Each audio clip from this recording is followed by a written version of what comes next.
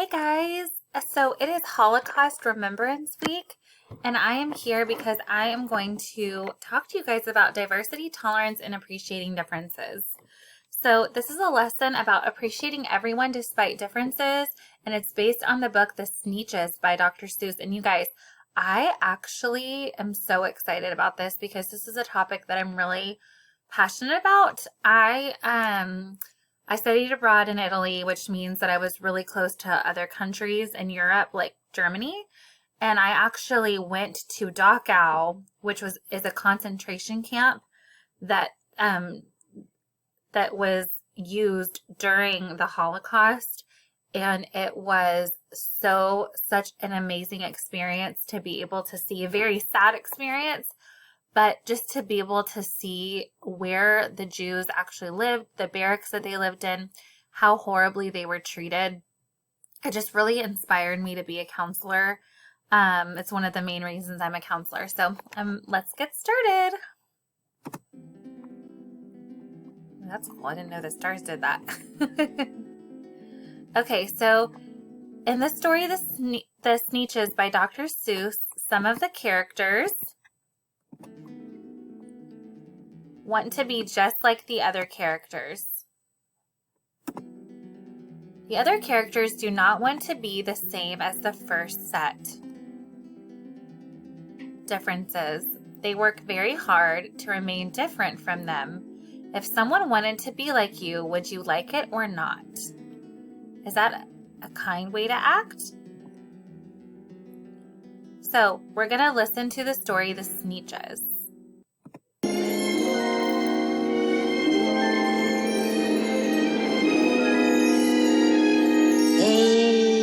At the edge of each ocean, you'll always find beaches, beautiful, glorious, beaches. And when I meander on peaceful-ish beaches, I frequently find myself thinking of Sneetches.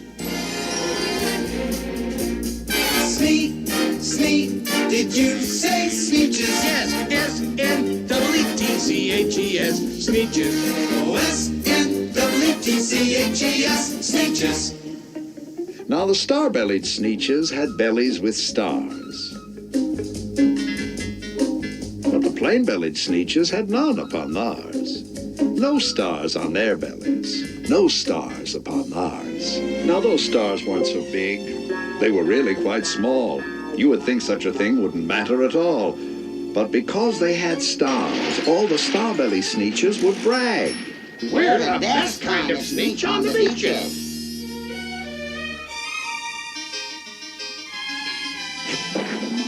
With their snoots in the air, they would sniff and they'd snort. They'd have nothing to do with the plain-belly sort. Ronald, remember, when you are out walking, you walk past a Sneetch of that type without talking. Keep your snoot in the air and remember to snort. We have no truck whatever with the plain-bellied sort. When the star-bellied children went out to play ball, could a plain belly get in the game? Not at all. You only could play if your bellies had stars, and the plain-bellied children had none upon theirs. Yeah, your belly's got no star. Twinkle, twinkle, lovely little star. Twink, twink, twinkle, twinkle, stupid little star. If there's one upon your tummy, that's just yummy, you're my chummy. If there isn't, you're a crummy, slummy, gummy, bummy, dummy. That applies likewise to your daddy and your mommy. Twinkle, twinkle, lovely little star. Twink, twink, twinkle, twinkle, stupid little star. When the star-belly Sneetches had Frankfurter roasts, or picnics, or parties, or marshmallow toasts, they never invited the plain-belly Sneetches. They left them out cold in the dark of the beaches. From the heights of Mooba to the gullies of Gazoo, there is nobody else who has won. We're the favorite few. So a toast, raise your marshmallow stick. A toast, raise your good fellow stick. And toast the glorious gimmicky that makes us what we are. Sound off and let the welkin ring in praise of our exclusive fame. A toast, raise your marshmallow stick. A toast, raise your good fellow stick. A toast to your belly star.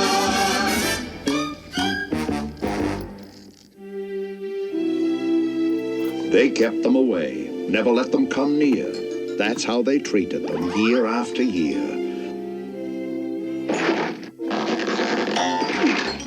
They got snubbed, they got snooted, their bottoms got booted, while the star-bellied sneetches all taunted and hooted. They just are not suited.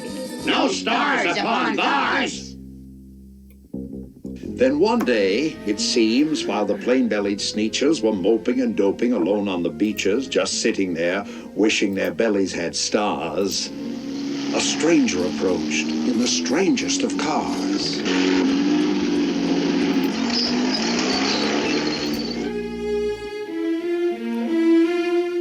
My friends, I have seen they've been treating you mean. My name is Sylvester McMonkey McBean. I know precisely why you're so unhappy, and that I can fix. I'm the fix-it-up chappie.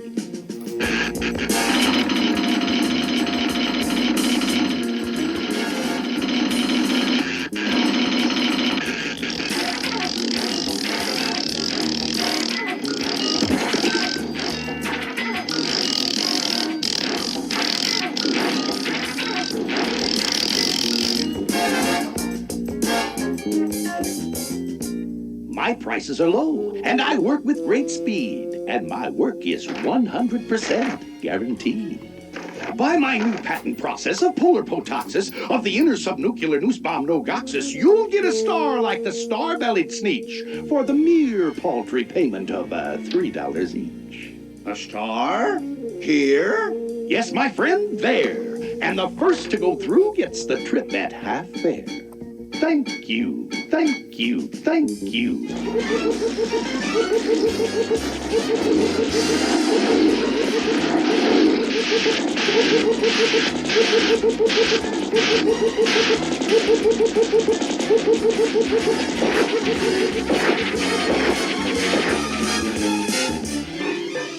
It works!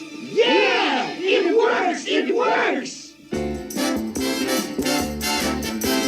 Them over there, they got stars upon theirs. And we over here, we got stars upon ours. We got 'em all, so we got 'em too. For every little bitty bit as goody good as you. Now we're socially acceptable at Marshmallow Toast. You'll have to send us invitations to your Frankfurter roast. Stars, stars, bless our lucky stars. All the sneetches on the beaches now got stars upon theirs.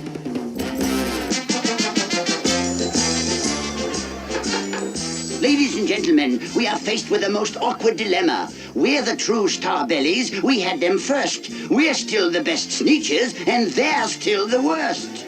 Yeah, but how are we going to prove it? Which is which? I can't tell us apart. Let me through. Excuse me. Step aside, please. Thank you.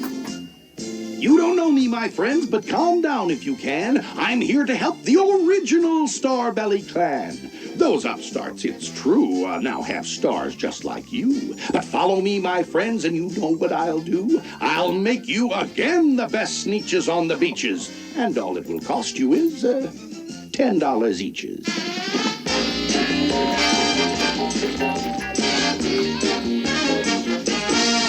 Belly stars, my dear friends, are no longer in style, and I'll have yours off in a very short while in my wondrous machine which eradicates stars. Then you won't look like sneetches who have them on theirs. Eradicates these?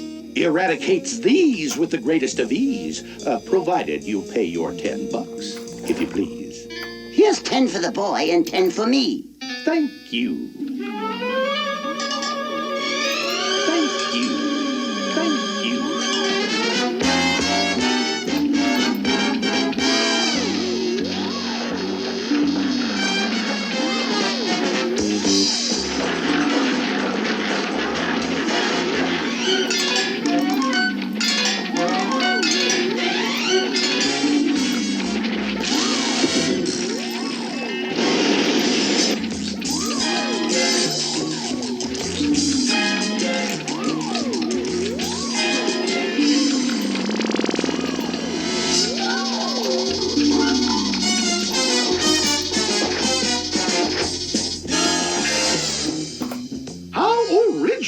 How distinctive. How exclusive.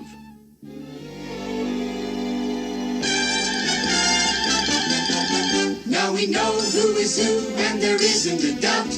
The best kind of sneeches are sneeches without the old-fashioned custom of walking about with stars on your belly is O-U-T, out. Abdominal stars we cannot abide. Abdominal stars are abominable. Abdominal, abominable.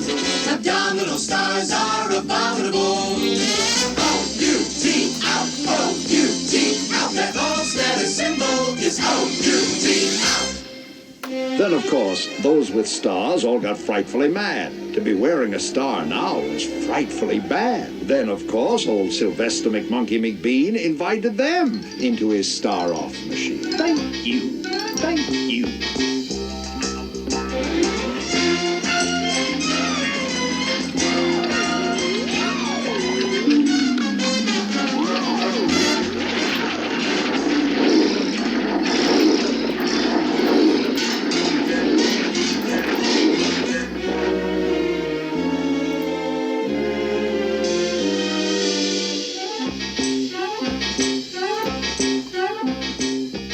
Then, of course, from then on, as you probably guessed, things really got into a horrible mess.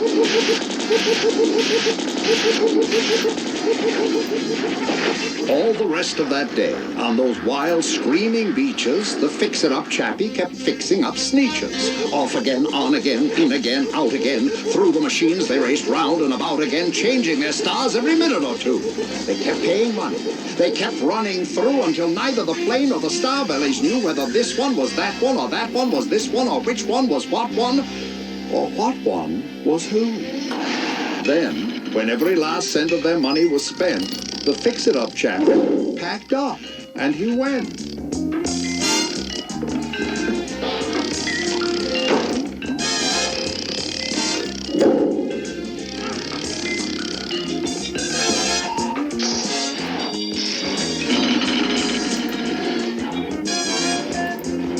And he laughed as he drove his car up the beach. They never will learn. No, you can't teach a sneetch. But McBean was quite wrong. I am happy to say that the sneetches got really quite smart on that day. That day they decided that sneetches are sneetches, and no kind of sneetch is the best on the beaches. That day all the sneetches forgot about stars, and whether they had one or not upon theirs. A toast, raise your marshmallow stick. A toast, raise your good fellow stick. A toast to the silly gimmicky that we have here and there. Sound off and let the welkin ring. So what do your star-spangled sing? A toast, raise your marshmallow stick. A toast, raise your good fellow stick. And poo, poo, poo to your belly star.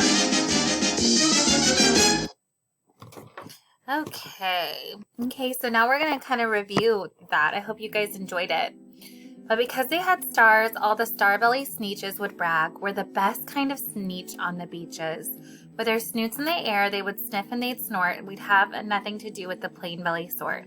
And whenever they met some, when they were out walking, they'd hike right on past them without even talking. So you can compare this to the Holocaust by thinking about during World War II, how all of the Jewish people got put into concentration camps. There were also a lot of other things that would label the Jews as well, as what I learned when I went to the concentration camp. Like based on the type of job that they had, they would be labeled all of those different things, but it was mainly that they were Jews. And then Hitler decided to make the main best race the Aryan race. So that was people with white skin, blue eyes, blonde hair, just how they decided that people with stars on their bellies would be better. Okay? So the sieges eventually worked out their differences, didn't they? Give me a thumbs up if you agree. But how do you think that the sneetches who were being excluded felt? Why do you think the other sneetches were bullying and excluding the others? So I actually have a little brother, and he was bullied in middle school, and I know that he just felt horrible. and didn't feel good. And I was the type of person that I was not a bystander. I had the people that were bullying him apologize, because that's the type of person that I am. That's a huge reason why I'm a counselor too, because I just don't believe in bullying. And it's really important too to recognize that when people are being discriminating against others or being racist, there is something going on with that person, because it is not okay to be unkind to people. And when you are, that means something is going on. So, all right. Why do you think the other Sneetches were bullying and excluding the others? Now, I want you guys to think about this for a second. I think sometimes people bully because it's cool. They think it's cool. It's not cool, but they think it is. And they were excluding the others because it was what the society believed, right? Their society believed that people with stars on their bellies were the best. Does that remind you of anything? It does for me. You know, that's why we always have to question what society is doing, right? So when the Sneetches were trying to exclude others and working so hard to be the same as others, who was the only person who was happy? Who do you think? Why do you think that Dr. Seuss wrote the story? What do you think he wanted us to think about? So the only person that was happy was, they thought that they were happy because they felt like they were more important. And I'm even thinking about the person that was profiting off of them. Did you notice that? There was one guy that was profiting off of star removal and putting the stars on. And when I think about why I think Dr. Seuss wrote this story, I think it's because at the time that he wrote the story is when Dr. Martin Luther King, I believe, because he wrote this story several years ago.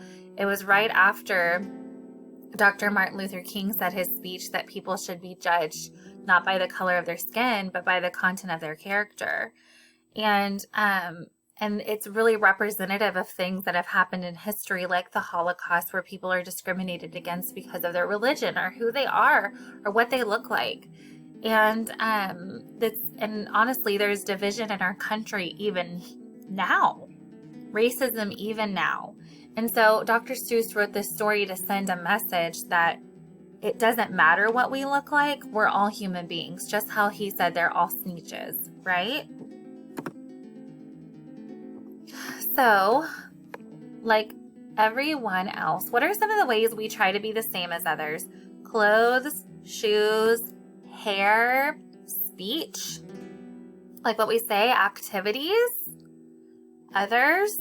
I think there's lots of ways we try to be like others. I try to be like people that are kind, like people that I really admire. I think, what would they do in this situation? And then there's ways that we're different than others.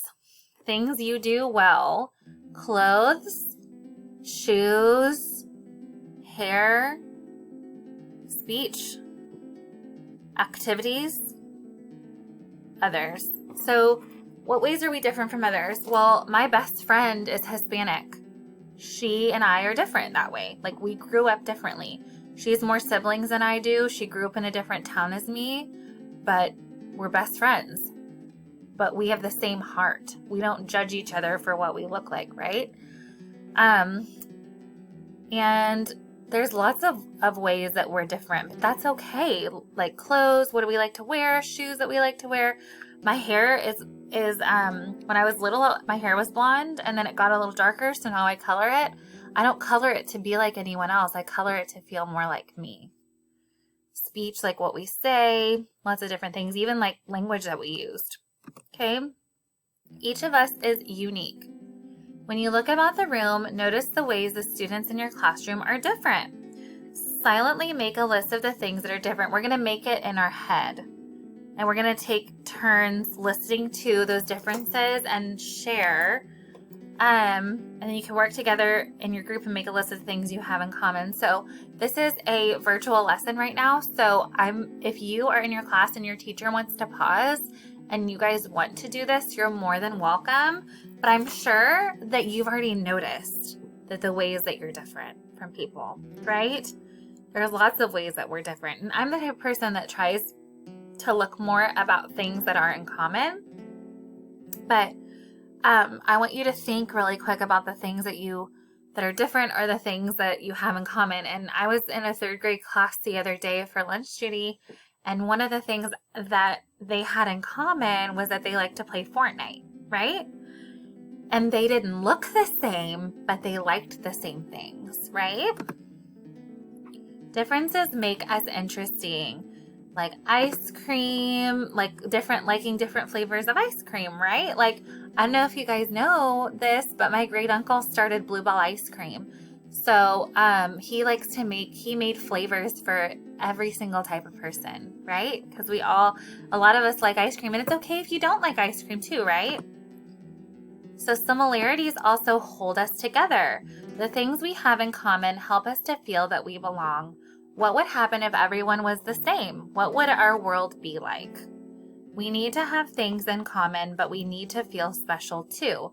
Our differences make us feel special. The perfect combination is to have some of both. So guys, I have a perfect example for you. My husband.